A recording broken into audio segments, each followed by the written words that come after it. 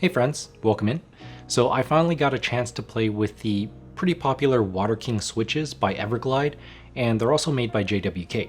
So in this video, I'm going to talk about the specs, the pros and cons of these switches, sound test, and also more importantly, how to make these V3 Water King switches better if you plan on buying them.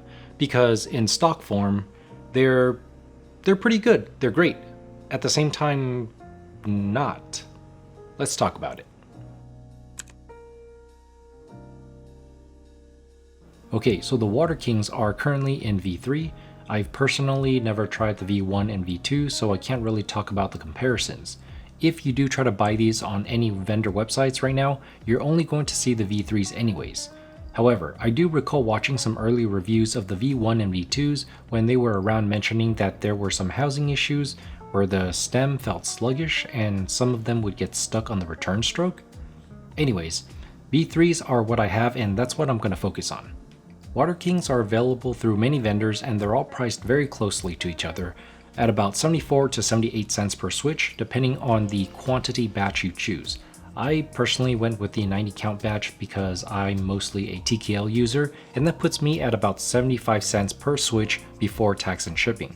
Here is a comparison for where the Water Kings stand in terms of pricing and some other popular linear switches. 75 cents per switch is on the higher end, but for how they perform and overall more often in stock makes it not a bad deal. Can I recommend these switches? Yes, I can, and let's talk about why right now. Aesthetically, they look really nice with their clear transparent polycarbonate housing and stem, and gold springs that come in 55, 62, or 67 gram weights. The aesthetics is neutral if you will.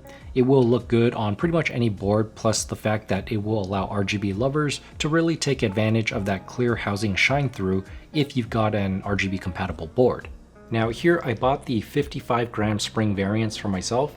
I do like a lighter typing experience, faster typing experience coming from the gaming background where I'm basically just used to 45 grams.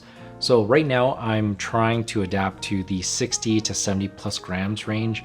I guess that's where most keyboard enthusiasts prefer, but just preference, I like 55 grams and below. So let's talk about the switches, dissect them, what to expect out of the box, and how you can make the Water King V3s better. Okay, TLDR, straight out of the box, they are smooth. You can use them stock if you want. The only major downside I personally recognized on these were that they have a lot of spring ping. The minor downside is that they come factory lubed. Now, that's not necessarily a bad thing, especially for those who don't want to spend the time lubing, but for most enthusiasts, we prefer our own lube as it will be more consistent to our liking. With that being said, I think the factory lube on these switches was probably the most I've ever seen on any switches I've purchased. But at the same time, the pre-lube is decent enough to be used as stock if you wanted to. Most of the time, I would personally just lube over the factory lube and even it out with my paintbrush, but because these have more pre-lube than what I'm used to seeing, I just wiped it off the stem with a napkin before applying my own Krytox 205 Grade 0. Now regarding the more important issue, spring ping. This can only be heard if you hold it straight up to your ear and tap it. Otherwise, it's pretty hard to detect with the board a normal distance away during regular use. However, if you listen for it closely, it's pretty bad. In my batch of 90 switches, I found 46 of them, which is more than half, had medium to severe spring ping, while 44 of them had little to none. I did a few experimental mods to see what the source was. First is swapping the stock springs out for another reputable brand of springs. I went with 55 gram TX springs. That didn't solve the issue, so I assumed it must be the housing and or stem.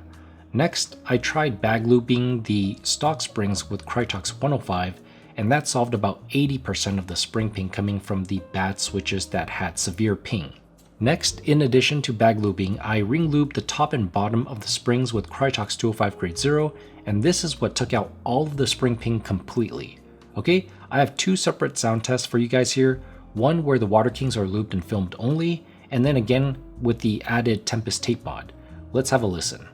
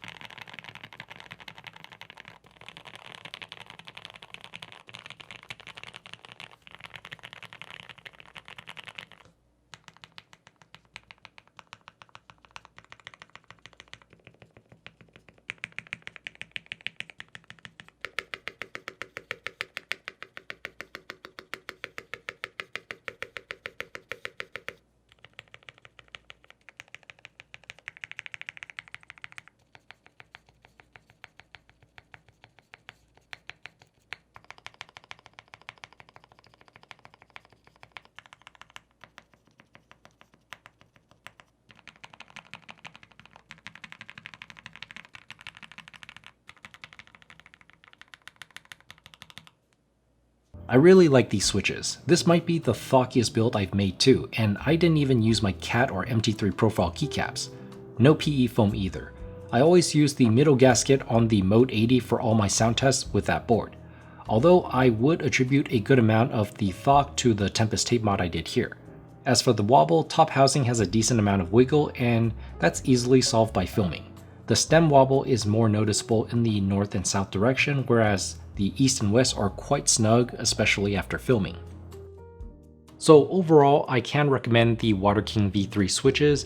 I think they look really nice, it works well with RGB, the spring ping is easy to fix, and it's a pretty acceptable price for being in stock switches. I also think that they can be a very good reference point for someone who's jumping into the custom mechanical keyboard hobby for the first time. Alright, so if you've tried the Water King V3s or even the previous versions yourself, let me know what you think and what are some other comparable switches. Let me know down in the comments below. Alright, thumbs and subs for this video if you enjoyed it. It really helps the YouTube algorithm. I really appreciate the support. Thank you so much for watching, and as always, I will see you in the next one. Peace.